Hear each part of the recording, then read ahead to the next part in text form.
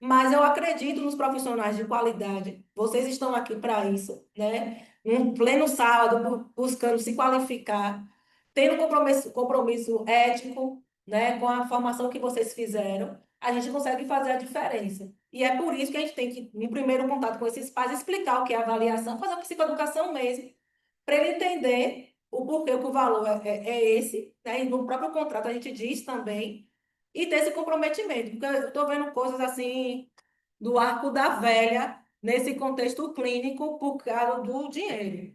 As pessoas visando realmente o lucro, só que é igual as escolas que diz que são inclusivas, e quando você chega lá é uma dor de cabeça miserável, porque não capacita os profissionais, né? Aí bota 3, 4, 5 crianças neurodivergentes numa sala de aula, para a professora dar conta dos outros que são típicos, né? Com, às vezes tem um auxiliar de classe, aí um menino que tem ideia entra em crise, porque ele tem dificuldade ainda na linguagem, então a linguagem dele é a linguagem primitiva, é a birra, então ele vai chorar, enfim, tá lá a professora tendo que se virar nos 30 para poder dar conta, porque não há capacitação. Mas eu boto que a escola é inclusiva, porque a gente está vendo que está uma crescente desse público, eu posso botar um diferencial nessa mensalidade, dizendo que vai ter um acompanhamento terapêutico, né? O acompanhante terapêutico na sala e não tem. E aí fica esse jogo que é de não ver a assistência como deveria ser. Mas a gente, enquanto profissional mesmo da área, a gente tem que estar lá batendo o pé. Às vezes, coisas simples. Eu fui numa escola para falar da questão, que eu botei lá para imprimir as atividadezinhas do menininho com terra com colorida. Foi um trovejo, assim, um desgaste tão tamanho, gente, para poder fazer a direção entender, o imprimir, a importância de imprimir colorido, a importância de deixar o outro que tem TDAH usar as canetas coloridas, entendeu? De estender um pouquinho esse tempo, né? E a gente ali explicando, argumentando, falando, algo simples, e até a mãe se predispôs, senão eu dou o cartucho para imprimir a atividade do meu filho colorida. E toda aquela resistência, entendeu? Para algo simples. Então a gente tem que lidar com isso, mas tem que fazer o nosso papel. De colocar mesmo, de mostrar a importância. É desgastante. Bom dia.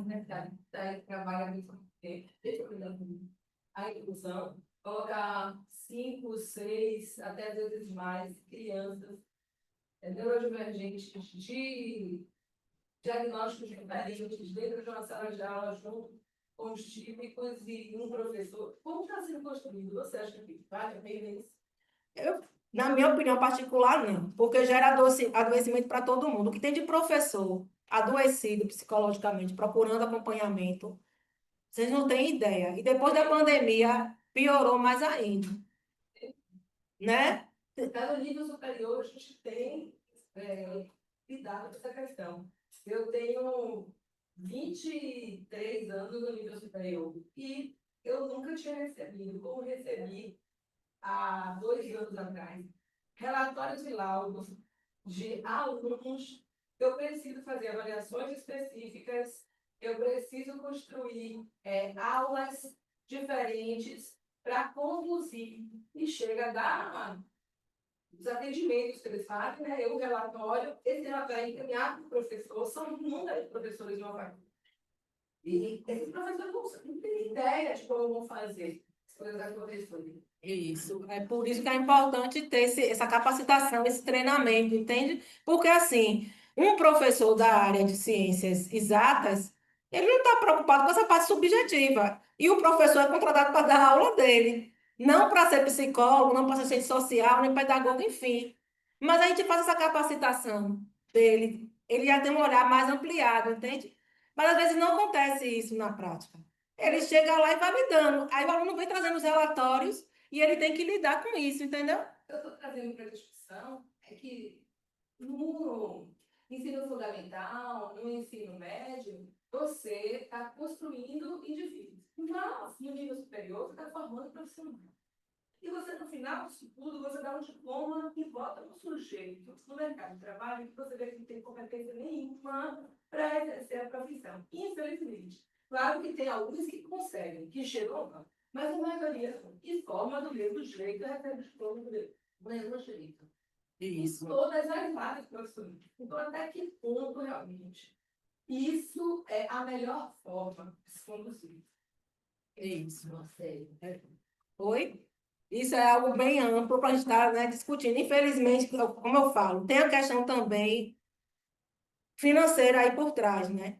Então, assim, se é uma instituição que está visando só o lucro, vai querer botar esse indivíduo para fora de qualquer forma. Não que eu ouça o mercado que seleciona. O problema é que a gente vive num país de rede de relacionamento, né? Às vezes você ocupa cargos porque você conhece alguém. Isso. Não é só porque você tem um diploma e tem merecimento e tem mérito e competência, cara. Então, é complicado demais. É. Eu me sinto constrangida de ver determinados alunos meus com diploma disso ou daquilo que a gente forma, principalmente na própria área de psicologia, na própria área de serviço social, né? Pedagogos saindo para ensinar, que eu não sei se tem condição realmente de enfrentar uma realidade de sala de aula. Isso é verdade. Eu que sou pedagoga, e aí a gente lá trabalha com um estagiário de pedagogia. Gente, é cada pedagogo que chega, estagiário, né, que chega e fala assim, meu Deus do céu, está na faculdade, faz o quê? Não está estudando? Geralmente eles estudam, porque eles trabalham 2 turnos e fazem à noite, né, faculdade. E aí, agora no momento, né, eu estou com uma estagiária, toda hora eu elogio, toda hora eu vou na coordenação, eu elogio, busquem mais profissionais que realmente estejam interessados, que não venham só para fazer o estágio, mas que realmente estejam aqui para aprender, que aprendem, né? É, que tem um comprometimento, né? E é Mas isso que que estágio, falta. que estágio. É isso. Então, voltando, né? A avaliação é constituída de forma a ser sensível para uma gama de sinais cognitivos comportamentais apresentada no desenvolvimento típico da criança e do adolescente para distinguir se é uma desordem do processamento neuropsicológico ou não, né? Se é está sendo um desenvolvimento típico ou está sendo um desenvolvimento atípico dessa criança, né? E Professora, eu gostaria de desse fazer uma adolescente. pergunta. Então, oi? Eu gostaria de fazer uma pergunta. Antes de Aham. avaliar, na sua experiência, antes de avaliar, a senhora solicita, por exemplo, de uma criança ou de um adolescente, solicita aos pais alguma preparação para essa avaliação? Por exemplo, se essa criança tiver um abuso de tela, porque eu sei que isso pode confundir, né? Sintomas têm parecidos, né? Por exemplo, uma pessoa é muito desatenta, mas ela abusa do celular e essa desatenção pode vir daí. Existe alguma solicitação de preparação? Ó, normalmente eu faço anamnese e a partir disso eu vou fazer o roteiro como eu vou avaliar essa criança. Se é uma criança que já tem esse abuso de tela, eu peço que nesse processo de avaliação seja reduzido, porque, Entendi, porque também é um processo, né? Já está, vamos dizer assim, acoplada a rotina da criança à tela, né? E aí também, quando a gente tira de forma abrupta para fazer a avaliação, vai trazer um prejuízo também. Eu peço que reduza. Não tem como entendi, tirar também de uma vez só para fazer a avaliação. Algumas entendi, medicações também. Tem crianças que já estão fazendo uso de medicação. E aí eu preciso avaliar o custo-benefício de tirar essa avaliação para fazer, essa medicação para fazer a avaliação. Mas quando eu faço o laudo, eu descrevo o que ela fez usando tal medicação. Porque tem casos que eu não consigo tirar, não tem como eu suspender, porque às vezes, se for uma criança que vai me demandar 15 sessões, por exemplo, isso se dá em média o quê? Quase uns 5 meses, né? De 4 a 5 meses. Imagina essa criança ficar 5 meses sem tomar medicação Que já estava e acostumado. já estava acostumada. Então, a gente avalia isso. Pede ou não para tirar. Normalmente eu não peço. Eu descrevo que ela está fazendo uso da medicação e tal. Autoridade, porque quem fala também é o psiquiatra. Porque Mas tem essa autoridade de suspender ou pedir que não faça isso. Porque quem indicou é o psiquiatra. isso. A gente tem essa autonomia de pedir, de solicitar isso. A gente conversa com, a gente sempre tem o diálogo com o psiquiatra e com o neuro. Às vezes tem alguma medicação que vai interferir. E aí, não é aquela coisa assim, eu arbitrariamente suspendo a medicação do menino, não. Eu avaliei se essa medicação vai interferir, vai me trazer falso resultado no teste. eu mantenho contato com o psiquiatra dele, e aí a gente vai ver que a gente estuda substâncias, né? A gente tem a psicofarmacologia. Então, a gente vai conversar com o médico dizendo a necessidade de ele ficar nesse período de avaliação mais curto. Se for uma avaliação em 4, 6 sessões, 8 sessões, a gente vai discutir com o psiquiatra ou com o neuropediatra se a gente pode tirar ou não essa medicação nesse período. Pronto. Se a gente vê que não, só para tirar a dúvida dela, a gente não tira. Normalmente eu não tiro, eu não peço. Normalmente eu faço avaliação com a medicação. Né? Porque e coloco lá as observações. Mas você já chegou a te fazer uma avaliação? Você já aconteceu isso? Tipo, você solicitava para o psiquiatra ou neuropediatra para suspender? Já porque chegou uma criança que fazia o uso da Ritalina e o próprio pai e mãe já havia relatado que não estava surtindo o efeito esperado. E quando você vai à observação da criança, você viu que realmente não estava. Então, fazer o desmame ali, e era inicialmente, ele não tinha assim muito tempo utilizando, tinha 20 dias mais ou menos fazendo uso da medicação. Então, não ia trazer um prejuízo. É diferente se ele já estivesse usando por 5 meses, 6 meses, entende? Já aconteceu. E às vezes, se é medicação de uso começou recente, tem só uma semana, Então, ele não está bem naquela não tem problema, porque assim, quando a gente fala da medicação psiquiátrica, ela demora 15 dias para começar a fazer adaptação. E para fazer o ciclo completo são 3 meses de medicação, entendeu? Então, nesse intervalo de estar usando medicação por 15 dias, está no início ainda, tem como pedir essa suspensão. Mas sem ver, eu tenho que analisar se isso vai trazer prejuízo ou não para essa criança, para esse adolescente. A gente tem que ligar no teste.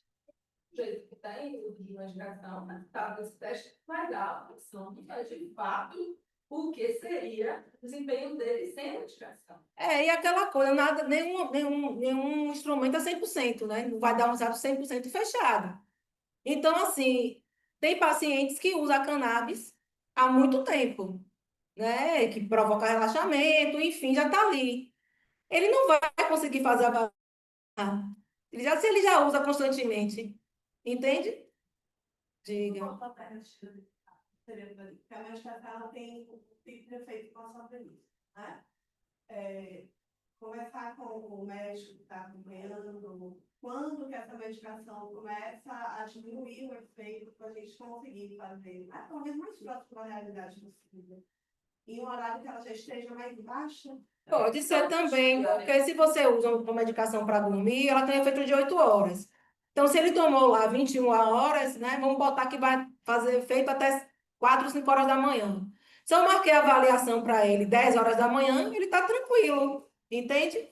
Então, tudo também depende do horário que é feito o uso dessa medicação.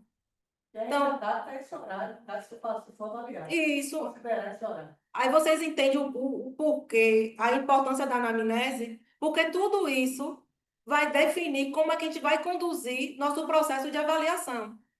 Então, esses pormenores é importante, certo?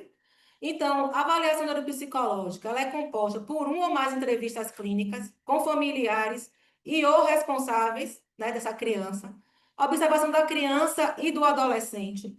Eu botei aí também, se possível, entrevista com professores, avaliação escolar e ou registros médicos, avaliações psicológicas e ou neuropsicológicas anteriores. Por que eu botei se possível? Porque às vezes tem resistência da escola. E aí, Agradece. e aí, mesmo os pais autorizando, a direção da escola tem autonomia para negar. Então, às vezes, tem essa resistência, né? E aí, às vezes, permite que você fale com o psicopedagogo daquela criança, daquela turma, enfim, mas não permite que você faça avaliação, observação em loco. Acontece. Às vezes, acontece também, ele é acompanhado com um psicólogo e tem colegas que têm medo de escrever. Aí não quer fazer o relatório do acompanhamento que estava se fazendo antes. A gente também tem esses entraves. Aí, às vezes. Porque a família provavelmente vai comprar.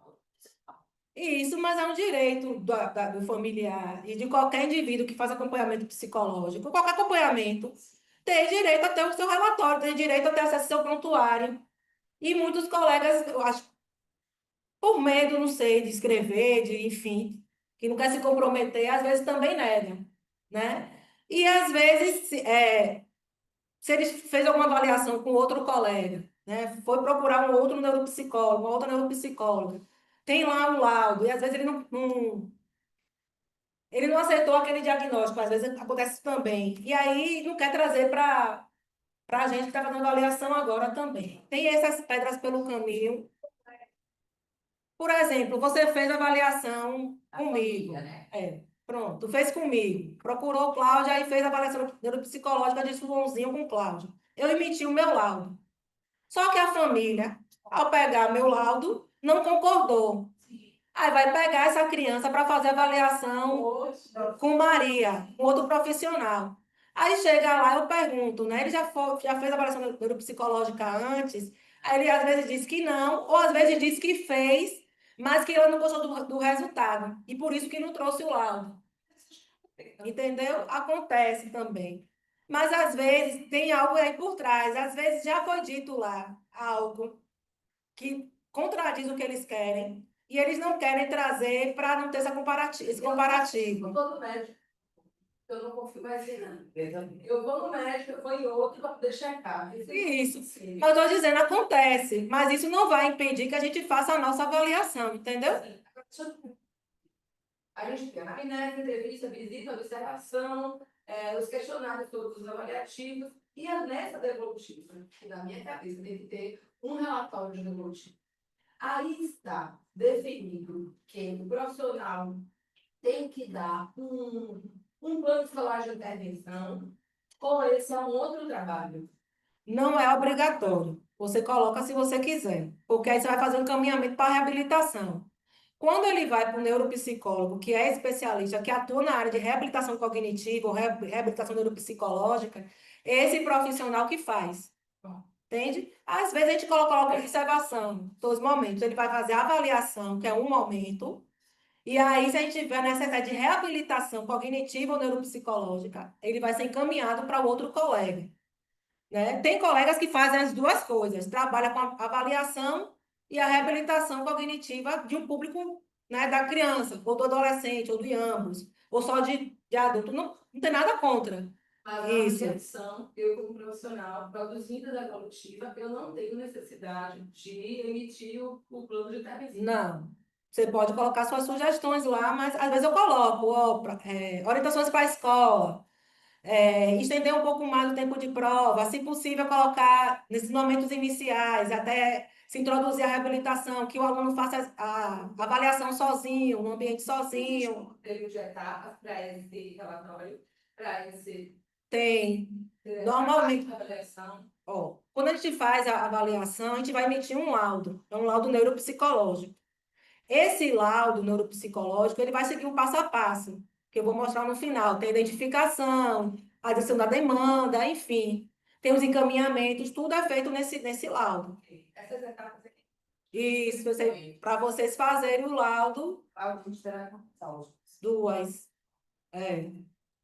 Essa e mais outra. O bom seria que fosse três, mas a gente vai fazendo o que a gente puder para fazer. Mas o que eu puder passar Esse de material conhecimento foi. não fica disponível. Fica no portal de vocês, tem.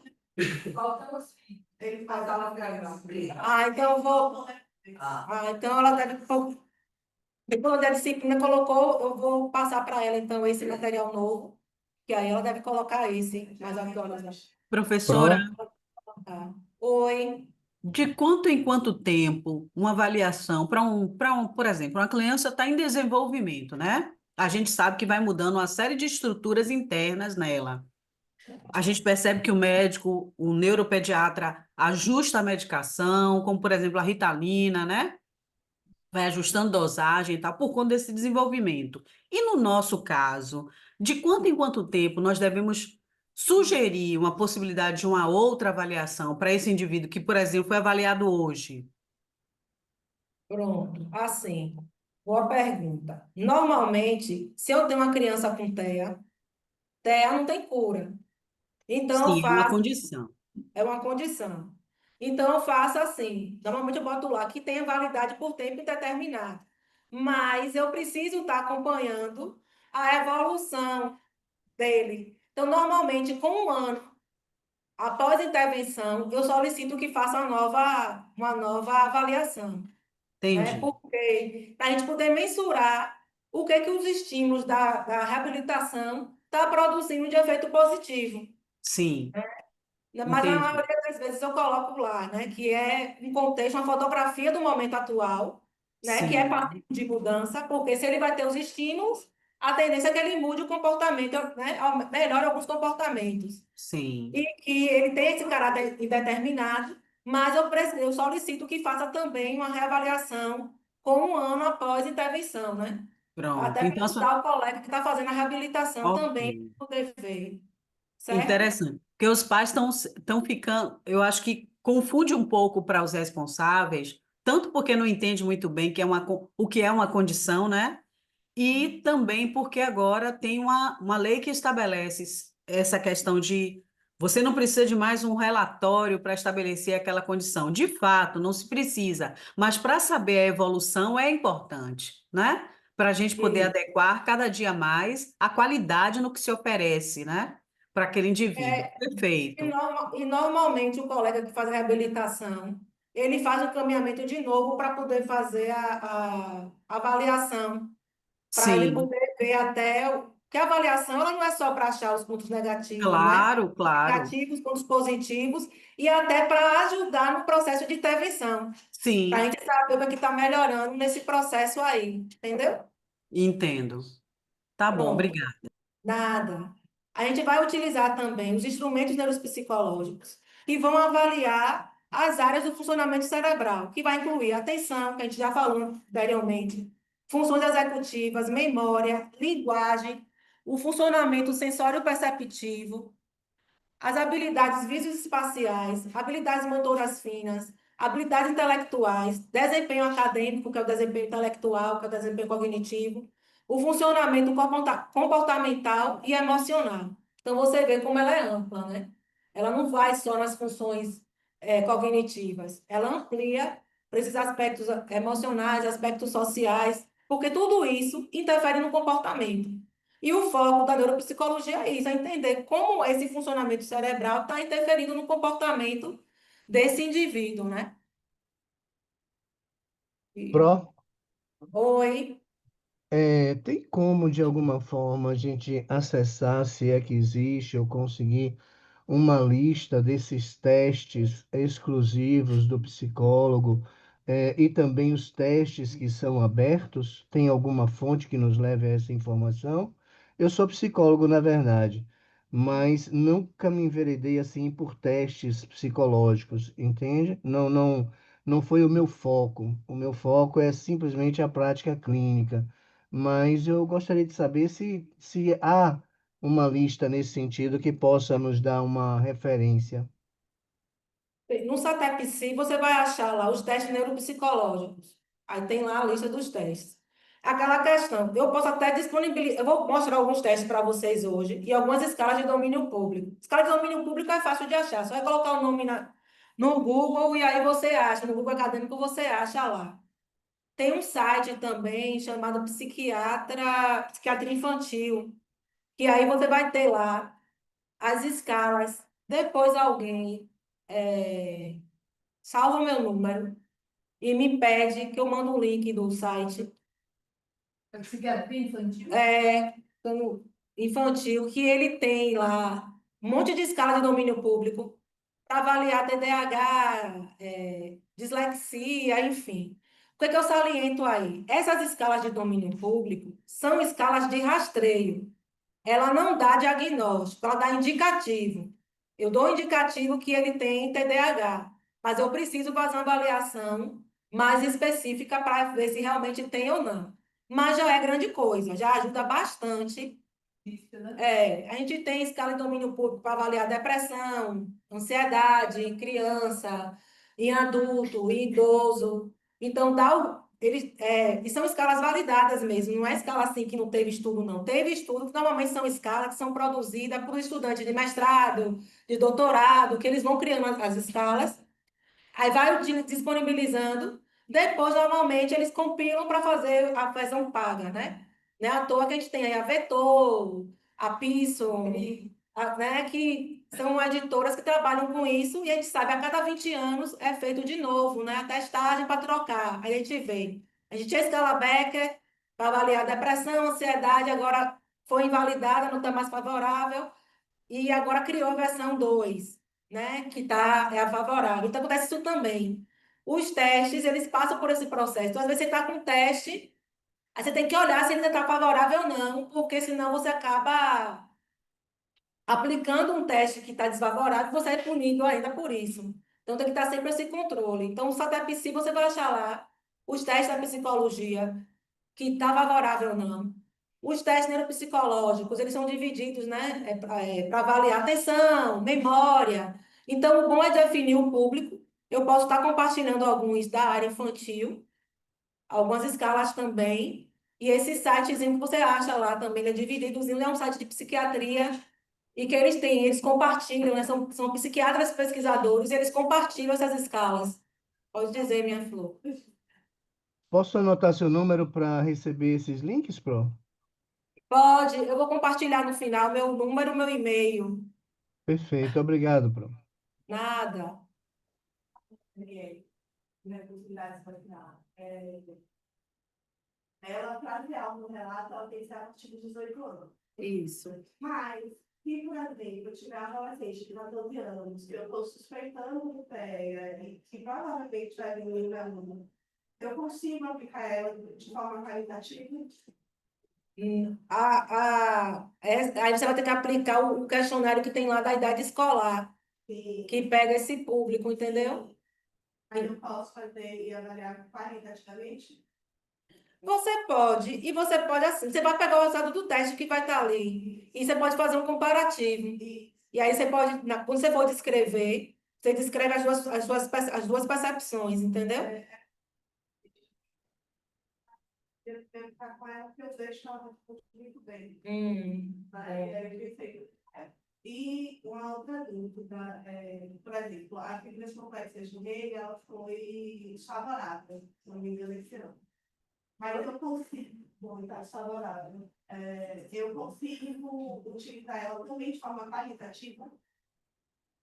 Você pode até utilizar de forma qualitativa, só que ela, como está desfavorável, não vai dar o subsídio para você colocar ela num laudo. Você pode utilizar para complementar o seu raciocínio clínico, mas no laudo você não pode constar.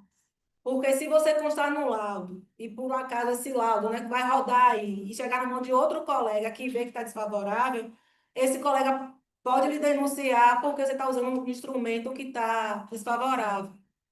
Então, oi? Só pode servir com referência do nosso, dentro do consultório, né? Mas não. Isso, mas para você usar, para explicitar ele no laudo, não. Ele pode usar como uma complementação para o seu raciocínio, né, clínico ali, mas para você pegar e colocar como instrumento, que vocês vão ter de escrever no laudo, todos os instrumentos que vocês utilizaram e botar a referência dele, porque é uma norma da Resolução 06/2019, para quem é psicólogo. Então, vocês têm que colocar a referência. E aí, se você coloca a referência de um teste que é desfavorável, complica para o profissional. Diga, minha linda. Não, você falou sobre a gente fazer avaliação grupal, né? Aí eu vejo que se fala mais de avaliação para mais criança do que idoso, né? Eu sei um pouco que é um pouco mais complicado, né, com a avaliação escolar com idoso, se torna um pouco mais complicado, no sentido de algumas informações que não conseguem ser adquiridas. Não, porque assim, esse idoso vai ter sempre um cuidador, entendeu? Então, o cuidador, o responsável, com o idoso, a gente vai ter sempre avaliação, como a gente faz com criança, do idoso, e a gente pega a informação do próprio idoso, porque tem idosos que conseguem passar as informações, e do informante, e a observação. Psicólogo, psicopedagogo, pedagogo, o que a gente trabalha de início com observação? Tanto que o primeiro estágio de psicologia é o estágio de observação. Então, a nossa observação vai nos trazer elementos que vai permitir a gente formar nosso raciocínio clínico. Isso é nosso. Então, com o idoso não tem muito mistério também, não. A não ser um idoso que venha com histórico de deficiência intelectual. Que, Como, caso assim, uma idosa de 81 conhece, sabe ler, consegue ler as palavras, conhece a letra, mas não consegue escrever, não consegue colocar a letra na ordem. Isso impôs no sentido aí, uma pessoa que não tem mas alguém para estar dando informações do, do passado. Como é que a gente conseguiria fazer ela isso? verbaliza, ela fala, ela sabe dizer o nome dela, ela é orientada no tempo, no Não, espaço. essa idosa sabe, mas se caso fosse uma idosa que já não tivesse mais nesse período, já tivesse sido de Alzheimer, alguma coisa assim. É isso, a gente precisa entender qual é o contexto que ela está inserida. Se ela está no estágio 2 do Alzheimer e ela é sozinha, eu não vou ter como avaliar, né? Porque ela já vem com esse diagnóstico aí. E ela, dependendo do comprometimento que ela tenha, eu não vou conseguir avaliar. Mas ela pode ser uma idosa que esteja na fase 2 do Alzheimer que eu consigo avaliar. Depende muito do que eu vou achar dela, entendeu? Se ela verbaliza, eu estou fazendo a anamnese dela e vou percebendo isso, nesse comprometimento cognitivo muito avançado, eu não vou ter como avaliar com testes verbais. Eu vou ter que usar testes não verbais. Então, ela consegue fazer uma bateria de testes de atenção? Consegue, porque é figura, entende? Então, eu preciso saber esse desempenho cognitivo dela, o que ela é capaz de fazer, entendeu? Porque os testes de inteligência, na sua grande maioria, são não verbais. Aí, oi? Figura que eu vejo É isso. assim, e quando fala de teste de avaliação psicológica para idoso, eu vejo muito que assim, é mais voltado assim, para se está com Alzheimer, se está com demência, se está com TCE, uma AVC, mas no sentido assim de que aquele idoso não teve oportunidade de aprendizado e possa trabalhar com ele para ter. Mas aí tem como a gente avaliar isso. A gente utiliza um teste de memória. A gente tem o teste de aprendizagem auditivo verbal de Rei, que a gente trabalha com a lista de memória, de palavras. E aí, esse teste, ele me dá, para além de avaliar a memória de curto e longo prazo, eu avalio a velocidade do processamento da informação, como essa informação chega no cérebro desse indivíduo, eu avalio o nível de aprendizagem dele, entendeu? Então, tem como se fazer a avaliação. Eu só não confio, o único caso que eu sou impossibilidade de fazer avaliação é quando eu tenho um déficit intelectual extremo. Porque se a pessoa tem déficit intelectual extremo, ela não conseguiu aprender nada, entende? Ou caso de paralisia cerebral, ó, nível grave também, avançado, que é um comprometimento cerebral muito grande, que aí vai repercutir em desempenho cognitivo inferior, extremamente grave, entendeu? Então, por isso que eu falo a importância dessa entrevista inicial, dessa anamnese, que a partir dela eu vou conseguir, porque assim, tem testes, eu tenho um teste dos 5 dígitos, que eu avalio também memória, velocidade de processamento da informação, e eu aplico em público não analfabetos, é analfabetos. O BPA mesmo, que é a bateria para avaliação de atenção, eu também posso aplicar em analfabeto, desde que ele consiga reconhecer as figuras, entende? Aí eu dependo muito dessa entrevista inicial, dessa anamnese inicial, para eu poder entender quais vão ser os instrumentos que eu vou utilizar. Porque às vezes é um idoso que ele é ativo, mas ele não tem nenhum cuidador, ele vive sozinho. Mas ele verbaliza, ele sabe me dizer o nome dele, o endereço, me apresenta o documento. E aí eu vou ver, porque até esse teste de memória, ele me indica também se já está tendo um comprometimento cognitivo, que grau que isso está, e se está realmente para desenvolver um Alzheimer ou não, entendeu? Então, minha mãe tem 81 anos. A mãe tem 81 anos, tem 10 anos que meu pai faleceu. Mas só que o tempo dela todo com meu pai era meu pai fazendo tudo. Meu pai que resolvia tudo. Aí ele faleceu e aí ela está continuando nesse mesmo ritmo de que minha irmã, eu, sabe? Cada um começou a se responsabilizar por uma coisa. Mas naquele momento eu disse, poxa, precisa que ela saiba até onde ela pode ir. E aí ela sabe ler, mas está dando muito tempo de estudo. Essa peça dentro da academia, antigamente, que só aprendeu a fazer o nome.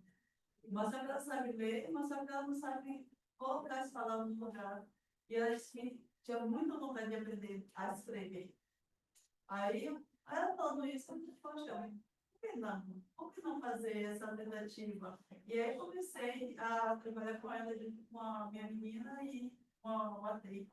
Aí a gente começou a fazer trabalho com ela para poder ela ter Esses estímulos esse que ela não estímulo, tinha pra ela antes. aprender.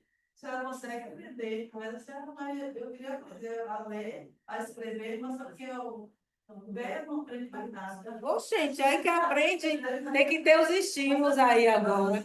Já de aprender, ela fez tempo. Aí começou. E agora a gente já está com já são 5 meses que a gente está acompanhando ela, ela está explicando várias coisas. Isso, porque agora ela está tendo um estímulo que ela não teve antes, entendeu? E aí não quer dizer que ela está no comprometimento, mas aí também tem a questão do estímulo, que eu falei aqui logo no início.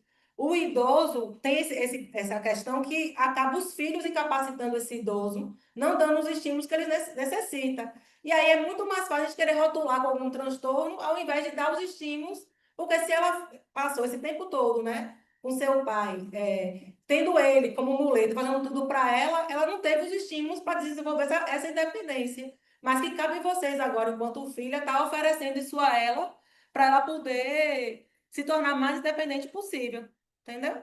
Então, voltando aqui. Então, já falei da anamnese, que é o carro-chefe, né? E a gente vai ver alguns instrumentos para a gente iniciar esse processo de avaliação, né? A gente chegou lá, veio a demanda para a gente faz a anamnese com os pais, depois a gente faz esse contato, essa anamnese, essa observação com essa criança, com esse adolescente. Né? A partir disso, a gente vai sentar e montar o nosso raciocínio clínico, porque a gente precisa de fato avaliar. Ah, veio com suspeição de TDAH, beleza. Mas para além do TDAH, o que eu preciso avaliar? Como eu falei, a gente precisa avaliar. Inteligência é algo que não pode faltar na nossa avaliação neuropsicológica.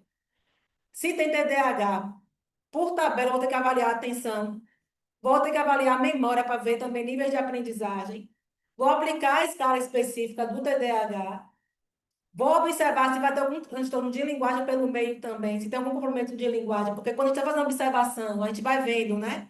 Que às vezes troca uma letra que o pai disse que não tinha, e aí eu vou, né? E se há um comprometimento no desempenho escolar, eu vou avaliar também esse desempenho escolar. Eu tenho testes específicos para fazer isso. Então, a gente tem o Denver, ele foi revalidado, hoje ele é o Denver 2, que é um teste de triagem do desenvolvimento. Então, assim, se é de triagem, ele não dá um diagnóstico, faz o levantamento dos sintomas, o que pode estar sendo, o que pode estar comprometido nesse desenvolvimento. Para eu trabalhar com criança, eu preciso entender os marcos do desenvolvimento. Porque com a criança é capaz de fazer de 0 a 3 meses, com 6 meses, um ano, 6 anos, eu preciso saber disso, para poder observar o que aqui não está condizente nesse desenvolvimento. Então, é uma escala de triagem que avalia e identifica crianças com risco para o atraso no desenvolvimento. Ele faz tipo a motorização da criança que tem um risco para problemas de desenvolvimento. Crianças prematuras, por exemplo, né? Ou crianças que ficaram um bom tempo em UTI neonatal, enfim. Aí a gente faz esse acompanhamento. Então, é como se fosse, né? Tem lá os marcadores e a gente vai observar o que ela consegue fazer que está condizente com aquela etapa do desenvolvimento dela. Não é um teste de inteligência, ou seja, não é utilizado para medir o QI nem o desempenho cognitivo dessa criança. Não foi desenvolvido para diagnosticar distúrbio de aprendizagem ou emocional. Avalia, ele só faz os marcos mesmo do desenvolvimento, uma triagem mesmo, como está o desenvolvimento dessa criança, Esse né? não é pá. Esse É é. pá, é pá. Esse qualquer profissional pode utilizar, que ele é um teste de rastreio de desenvolvimento mesmo. Então, é um teste que tem como base a observação. Eu vou observar essa criança desenvolvendo alguns itens que eu vou solicitar para ela fazer. E no relato dos pais. Porque, às vezes, no momento, ela está ali na sala específica para fazer, mas pelo seu ambiente novo, enfim, ela não faz. Mas os pais podem me trazer esse relato que ela faz, ela consegue fazer. ela compara o desempenho de uma determinada criança com o desempenho de outras crianças da mesma idade, porque eu vou ter lá o que que uma criança de 3 meses é capaz de fazer e o que que essa criança minha de 13 meses que eu estou avaliando consegue fazer. Então, eu vou ter esse marco, né? É um instrumento de triagem de fácil e rápida aplicação para detectar exclusivamente o que? Atraso desse desenvolvimento. E é um teste que eu aplico em crianças de bebezinha, de 0 meses até 6 anos de idade, né? E ele vem com treinamento fácil. É um teste que ele vem composto, né, por um manual de instrução, enfim, que vai explicar a correção e como aplicar. Então, assim, toda vez que vocês forem comprar um teste, vocês precisam ler o manual desses testes. No manual vem dizendo, tem toda a parte, né? Das pesquisas, como foi feito, a população foi aplicada. Isso não interessa muito. O que interessa é a parte da aplicação desse teste, o que é que ele está avaliando, a forma de correção e interpretação. Aí vocês vão para essa parte do manual para poder se inteirar do que é o teste, qual é o instrumento que vocês estão utilizando, né? Então, é um teste que qualquer profissional de saúde pode usar, fisioterapeuta, psicólogo, pedagogo, né? Não tem restrição. Ele é vendido em livrarias que vendem testes psicológicos. Aqui a gente tem a Crivo, Lapsi, tem as livrarias da internet mesmo, Mago Psi, que vende esses testes. Ele alerta para um risco no desenvolvimento que pode ser confirmado ou não. Estou fazendo a triagem. Possa ser que ele se enquadre naqueles sintomas que estão ali, possa ser que não. A avaliação do desenvolvimento diz respeito a um dado momento, o que não determina de forma definitiva um atraso no desenvolvimento da criança. Possa ser que ali, naquele momento, como eu falei, que a gente faz a avaliação, é uma fotografia do momento atual. Nesse momento atual, eu encontrei isso, isso e isso. Mas não quer dizer que vai se permanecer dessa forma. Tendo um estímulo adequado, a tendência é que a pessoa consiga evoluir. Mas, a depender da patologia e do nível que isso esteja, ela permanece naquele lugar. Uma pessoa com deficiência intelectual extrema, a gente não vai ter muito o que evoluir com ela, mas proporcionar qualidade de vida, né? Depois, ok. Esse teste, ele é composto por 125 itens, porque vocês viram que ele abrange bebê a crianças até 6 anos. E esses itens são divididos em 4 áreas. Pessoal social, são 25 itens, que envolve aspectos da socialização da criança dentro e fora do ambiente familiar. A gente vai avaliar também comportamento motor, a motricidade fina. Ele vai ter 29 itens. A coordenação olho-mão é trabalhada com bebê, né? Manipulação de pequenos objetos. Ele vem com um kitzinho, né? Que vem uma xicrinha que pede para colocar passas, enfim, para poder fazer o movimento de pinça. Ele é bem, é bem criterioso. Vem a lãzinha também para trabalhar os aspectos, né? Sensorial, então ele é bem completo mesmo. A linguagem, ele tem 39 itens para avaliar produção de som, capacidade de reconhecer e entender e usar a linguagem. Ele vem com um chupalhozinho também para a gente trabalhar com a criança, né? Fazer o barulho. E a motricidade ampla, você vê que é comportamento motor já ampliado. São 32 itens para controle motor corporal, o sentar, o andar, o caminhar, pular, e os demais movimentos realizados pela musculatura ampla. Então, ele vai avaliar fina e também esse contexto mais amplo, né? E aí a gente tem que ter, né? Essa ficha de acompanhamento do desenvolvimento vem sempre naqueles cartãozinhos de vacina, né? Que quando a gente esquece, a gente vai lá, tem ele para olhar o que é que a criança é capaz de fazer do 0 aos 6 anos de idade. Então, tem lá, abrir e fechar os braços, postura, barriga para cima. Então, são esses marcadores que esse teste também vai estar avaliando para ver se esse bebê, se essa criança é capaz de fazer, né? Então, tem esses marcadores. A carteira de vacina, né? A cadeira de vacina tem, e você acha na internet esses marcadores do desenvolvimento, né? Aí de 10 meses até 6 anos, de 0 até 6 anos, você vai achar esses marcadores. Eu coloquei nos slides também, porque você já fica com esse material já acessível para vocês, né? Então, como é feita a aplicação desse teste? A gente não vai, eu estou trazendo só de forma bem geral, porque o certo seria ter o curso do teste específico para vocês aprenderem a manipular, né?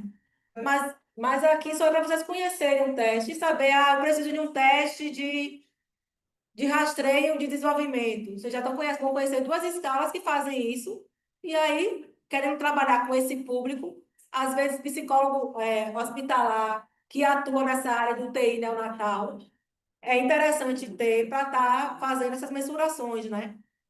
Então, o passo 1, como é que é aplicado? Em cada área, administrar pelo menos 3 itens mais próximos para a esquerda da linha da idade.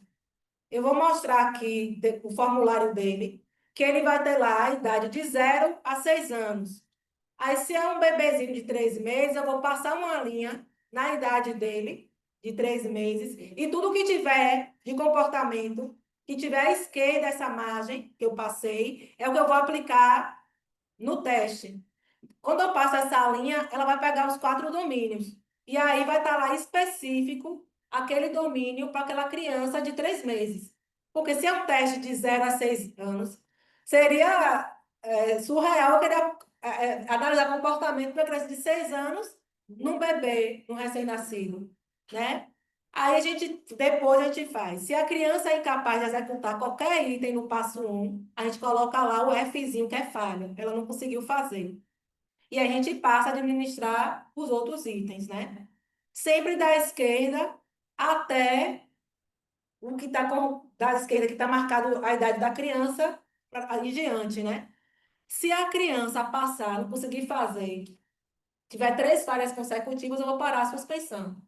Porque se ela não está conseguindo, porque se não está conseguindo fazer comportamentos básicos, se for evoluir para complexo, a gente já está vendo que ela não vai avançar. Então, esse teste, ele vem com... essa a folha de aplicação do teste, né? Observe que em cima tem aí meses, né? Dos 2 meses até os 6 anos. Só que ela está... Embaixo tem aí outro tracinho, que é 1 mês, e depois vai ter uma ponta que é o 0, né? Então, pegando aí uma criança, essa criança tinha 9 meses. Você viu aí essa linha vermelha, que é onde eu vou marcar aqui, representa a idade dela, e todos esses comportamentos que estão aí, né, após essa linha, né, antes dessa linha, vão ser o que eu vou aplicar nesse teste, né? E aí é dessa forma que a gente faz a aplicação e vai aí, tem uns quadrinhos do lado que eu vou botando, né? Passou. O P significa que ela conseguiu fazer. O F, falhou. E aí, a partir disso que eu vou dando as pontuações depois, no final do teste. Então, a gente vai continuar a administrar os itens, sempre da esquerda, de todas as passagens, em cada setor. Até 3 falhas são registradas. Ele não conseguiu fazer 3 vezes. A criança pode ter 3 tentativas para executar cada item. Eu faço uma vez, ela não conseguiu. Faço a segunda, não conseguiu. A terceira não conseguiu. Eu não vou mais insistir em fazer aquele item. Eu vou pular para o próximo item. Pulo para o próximo item, ela continua na mesma coisa, não consegue desenvolver. Eu pulo para o terceiro item, chego no terceiro item também, ela não conseguiu fazer, eu não aplico mais o teste. Porque é indicativo que ela tem um comprometimento aí, porque ela não está conseguindo fazer não está conseguindo cumprir nenhum item de desenvolvimento básico, nem mediano, nem tampouco vai chegar no desenvolvimento mais complexo. Tem que perguntar ao cuidador se os resultados são típicos da criança, se realmente ela não consegue fazer esse comportamento que a gente está solicitando, ou se é a interferência do ambiente, porque às vezes, com o bebê, eu sou um ser estranho, né? Então, às vezes, ela não consegue vincular comigo, então, quando eu for solicitar ela não vai conseguir fazer naquele momento. Aí eu posso reavaliar, marcar para reavaliar novamente. A gente tem que perguntar se a criança está doente, se ela está com fome, porque às vezes o pai marcou a avaliação. Só que a menina pegou uma virose, está gripadinha, está saindo desse estado de virose. Ela vai estar o quê? Mais enjoadinha. Então ela não vai conseguir responder aos meus estímulos, né? Às vezes deu uma mamadeira da criança 6 horas da manhã. A criança, nessa fase, come a cada 2 horas, 3 horas. Às 9 horas está marcada a avaliação. Já é o horário dela tomar a segunda mamadeira, aí o pai quer logo entrar, acaba não dando alimentação à criança e isso vai interferir no processo. Então, a gente precisa também colher essas informações para que isso não venha interferir na aplicação da nossa avaliação, nos nossos testes, né? A pontuação, né? O P, como eu já falei anteriormente, significa que a criança passou. Se a criança conseguir realizar a tarefa, ou o cuidador relatar que ela faz. Porque às vezes ela não conseguiu fazer ali, mas ele diz, não, mas ela faz isso em casa. Quando a gente, ela interage com a gente, ela acompanha o nosso olhar, enfim. O F significa que ela falhou, que a criança não conseguiu realizar a tarefa, ou se o cuidador relatar que ela não é capaz de fazer. Então, desde que o item permita. Nesse teste, nem todos os tópicos a gente vai poder estar perguntando ao cuidador. Lá ele vai ter o quadrinho dizendo que essa pergunta pode ser feita, pode ser respondida pelo cuidador. Outras não. Então a gente vai ter. Não se preocupe, quem for trabalhar com isso, que vem tudo especificadozinho na folha de respostas. E o manual também vai dizendo. Porque agora aqui é muita informação. Vocês não estão com o teste na mão. Interessante quando a gente está com o teste na mão para estar visualizando. Quando a gente faz um curso específico do teste, está tudo ali, né? Ele vai mostrando, vocês têm acesso. Aqui eu estou trazendo para vocês conhecerem e ter uma noção geral que existe esse instrumento para fazer essa avaliação de triagem do desenvolvimento. Está custando R$ 700 e poucos e veio com o número limitado de folha de resposta, você pode comprar as folhas à vista depois. Isso, normalmente. Teste que avalia a criança. Os blocos de resposta só vêm 5 folhas ou 10. Eles já fazem mesmo para a gente estar sempre ali. É assim, quando vocês vão comprar o kit. Aí o kit vem tudo, o manual, as primeiras folhas de respostas, né? O material de aplicação. Aí você não precisa mais comprar isso, o manual e os instrumentos de aplicação, não, né? Que vem o chocalho, não. Mas as folhas de respostas, vocês precisam estar comprando. Aí me perguntam assim, Cláudia, eu posso tirar xerox colorida? Não pode, porque eles vêm com a numeração. Então, aquele teste que está com aquela numeração é daquele indivíduo. Ah, mas sou eu que estou utilizando, já está comigo. Beleza. Se você for solicitado por juiz, né? E, por sua sorte, você ser solicitado 3 vezes pelo mesmo juiz, e você está lá anotando, fez seu relatório, seu laudo, com a numeração, e se pedir uma perícia com outro colega psicólogo, se ele é psicólogo, ele pode ter acesso aos recursos que você utilizou, aos testes que você utilizou. E se o psicólogo percebe que lá é cópia e que você usou mesmo uma folha de resposta para as 3 pessoas que você avaliou, você está cometendo infração ética. E você vai responder por infração ética e por falsidade ideológica dos seus pacientes. Você está usando a mesma folha nesses pacientes que você está avaliando, entende? Então, vocês vão observar que vem, quem é psicólogo já está na área que aplica, você vê que tem a numeraçãozinha ali, específica, entendeu? Aí não dá para fazer. Aí eles já botam no público infantil esses blocos mínimos de 5 folhas, de 10 folhas, para a gente estar sempre comprando. De adulto e adolescente, às vezes, vem blocos maiores, de 25 folhas. Então, já dá uma aliviada, né? Mas com esse público menorzinho, ele já bota mesmo os valorzinhos, os blocozinhos menores para induzir que a gente fique comprando o tempo inteiro, né? A letrinha C significa cuidado. Se a criança não conseguir realizar a tarefa, ou se o cuidador relatar que ela não é capaz de fazê-lo, desde que o item permita, se tiver lá, não pode pegar a informação com o cuidador. Ou se a criança se recusar a fazer. E aí a gente vai cair essa porcentagem para 75% e 90%, porque ela não quer fazer. Né? Então, quando a gente for avaliar no teste, se eu marquei lá 9 meses, é o 100% desse teste, né? Mas ela está recusando a fazer, e eu vou botando lá que ela não recusou, eu vou diminuindo a porcentagem desse teste. É óbvio. Se eu não usei todos os itens, cada item que eu vou diminuindo, eu vou reduzindo a porcentagem desse teste. E eu, na hora que eu vou fazer o laudo, eu vou especificando isso. E o NO é não houve oportunidade. Se a criança não teve a oportunidade de realizar a tarefa devido à restrição